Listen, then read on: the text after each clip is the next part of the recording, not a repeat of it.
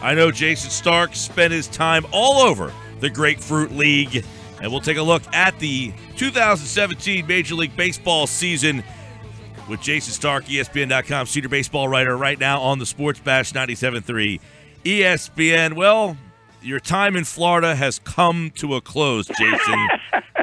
Welcome back to reality and rain. Yeah, Mike, it doesn't look like spring training anymore to me. My yard is flooded. My car won't start. Welcome back. That works. That's what happens when the car sits idle for about. Well, how long were you down there for? 7 weeks. There you go. 7 weeks. 7 weeks. Somebody would have started it. Guess not. That's okay. No problem. Well, 7 weeks of checking out everything that's going on down in the Grapefruit League. Did you hit the Cactus League, or were you mostly in Florida? I was just in Florida. Okay. I drove my standard 3,000 miles. Let's take a look, obviously, in Clearwater first with the Phils, and just to give us a little bit of an overview of the feeling around. I sense that the Phillies, Matt Klentak is it's odd. Ruben Amaro had so much. He was under the microscope so much. I feel like Klentak is like in anonymity here. He's just kind of working, and no one's really paying attention to what he's doing. The Phillies have a great situation that they seem like they are just kind of there right now. Well, what do you mean no one is paying attention to what he's doing? Well, I feel like Klentak doesn't get praised or criticized for any of the moves that he makes. He's just kind of doing things, and everyone's just kind of like, okay, we just know that this team isn't ready yet. Yeah, well, that's exactly right. And so it's going to change. They're just in that stage right now where, as you just said, they're not ready to win. They're not ready to contend. They're in this transitional process, and you can see it unfolding before your eyes. But this, to me, is the year. This is the year of big decisions and big plot lines. A lot has to happen for them to get from being that team that has a bunch of prospects to being a team that's ready to win. I don't know when. I don't know how. I don't even know who. And that's what makes this year so interesting.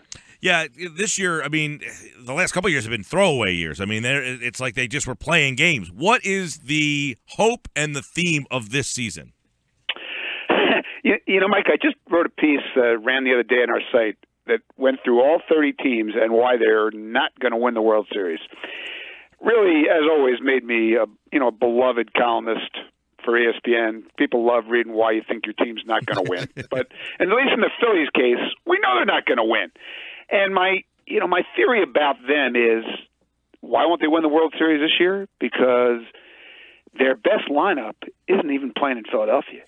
It's playing in Lehigh Valley. And what happens in Lehigh Valley, in a lot of ways, is way more important than what happens on the field in Philadelphia, at least initially, first couple of months of the year. This is the year we're going to find out which of these big-time prospects, the guys in Allentown, are ready to get to the big leagues, ready to make a difference, ready to be the guys they know they can build around and win with. And this is just a lot different year than last year because of that. Jayson Stark, ESPN.com, senior baseball writer with us. Yeah, I read that, and I kind of was laughing like, I think more people are looking at what's happening with the J.P. Crawfords and the Williams and the Alfaros and the Jake Thompsons. Like, it's that feeling of, okay, when will we see that next jump or the next run of this young team, and can they match the run of the previous young group that before them? It's currently constituted. I don't see that. I see a team with tremendous depth of talent in its system. I'm still wondering who the difference makers are. And it was interesting back at the winter meetings. I ran into a guy who was an executive with the Cubs, was there when they began to go through this process, and he was telling me how much what the Phillies are doing reminds him of what the Cubs tried to do back then. But, a question I would ask would be, all right, well, who's the Phillies' Chris Bryant? Who's their Anthony Rizzo? Who's their Kyle Schwarber? You know what I mean? Like, who are the who are the guys going to be who are stars and difference makers? I think Alfaro, the catcher, could be that guy. I think Roman Quinn has it in him to be that guy if he can start playing one full season after another. Nick Williams' talent is certainly intriguing. He's got a ways to go. J.P. Crawford, if you read the prospect ratings, can certainly be somebody like that. But there's a long way to go before you look at any of those players and say, okay, we know that guy's going to be a star. Jayson Stark with us here on the Sports Passion 97.3 ESPN. Before we take a look at some of the top MLB stories, Jason, you recently wrote about the Phillies losing Dallas Green, and you told Buster Olney a great story about him. Could you relay that for our listeners? Yeah, I could do that. First off, a little preamble, Pete. There are people that you meet in the world that you cover who just leave a mark on you. Dallas Green left as big a mark on me as anyone I ever covered. And, I was really just starting out when I met Dallas and covered Dallas, and Dallas was an incredible presence. He was the smartest guy in the room and the loudest guy in the room. And in 1981, Dallas and I had a little moment. And the moment became known as Dallas Green's Bleep You Jayson tirade, and here's how that came about. The 1980 Phillies won the World Series. We recall that part, right? Yes. And then in 1981, they were in first place in June, and then the strike hit and lasted for 2 months. And when the players came back after the strike, I don't ever remember Dallas being as just consistently agitated as he was after everybody came back. He didn't like what kind of shape guys were in, didn't think they'd done enough, played enough, practiced enough, was really down on the position players, felt like at least the pitchers were in some semblance of shape, and maybe they could keep them in some games. And the thing that really irritated him was that for the only time in baseball history, because of the weird nature of this season and with a 2-month break in the middle, MLB decided it was going to have a split season so that everybody who was in first place at the time of the strike was already in the playoffs. And so there were the Phillies with 2 months and 50-something games to play, and they were already in. They had nothing to play for and nothing to motivate themselves, and Dallas had nothing to motivate them with. And so that sets the scene for the Bleep You Jayson tirade. The season resumes, and the Cardinals come into Philadelphia and blow the Phillies out 3 games in a row. And that pitching Dallas was so excited about gave up 23 runs in 3 games.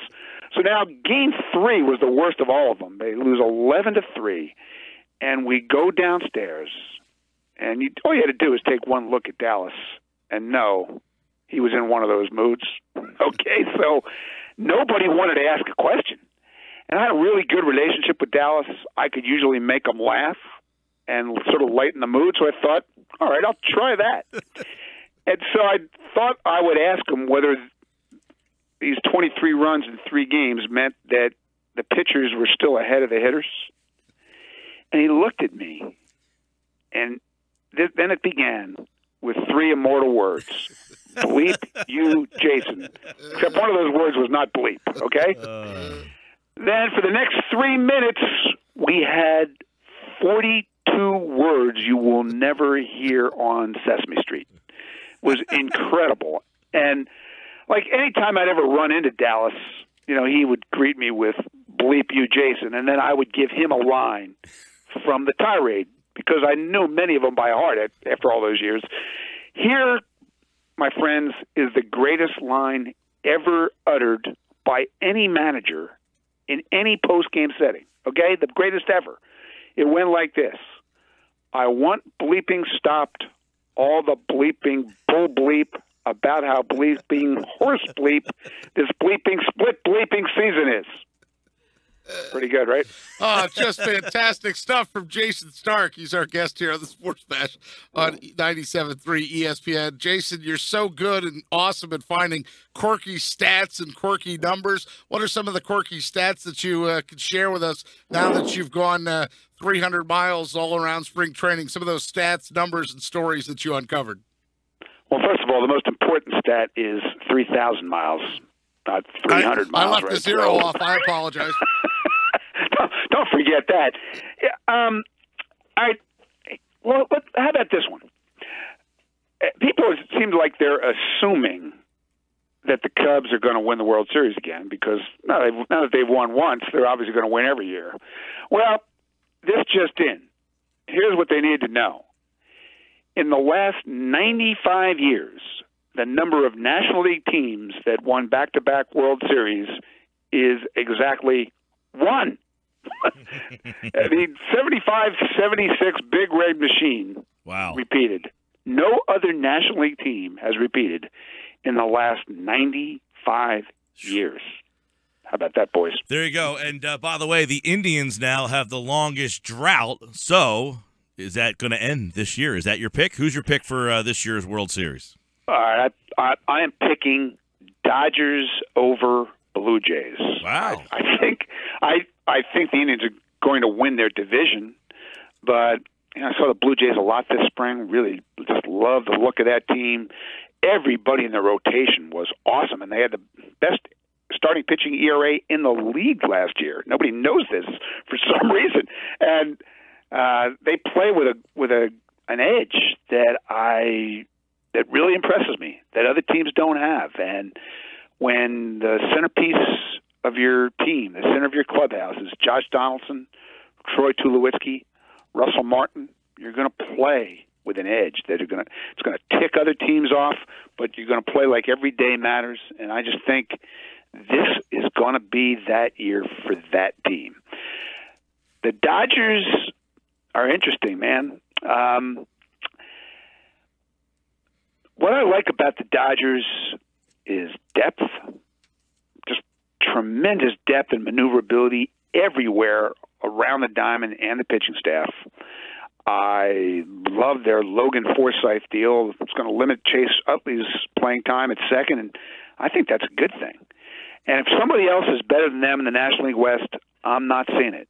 I just feel like they'll win for all those reasons, but they'll also win because this is the year that Clayton Kershaw is going to have that October that we've been waiting for. Almost had it last year until that last game against the Cubs. But this is the best pitcher in the game, a guy who's historically great, and this will be the year.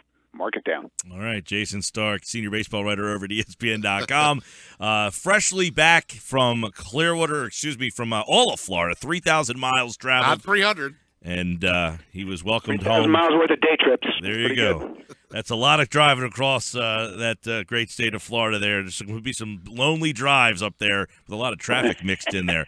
Jayson, the baseball season's back, and we appreciate your time as always, pal. Enjoy talking to you guys. Thanks.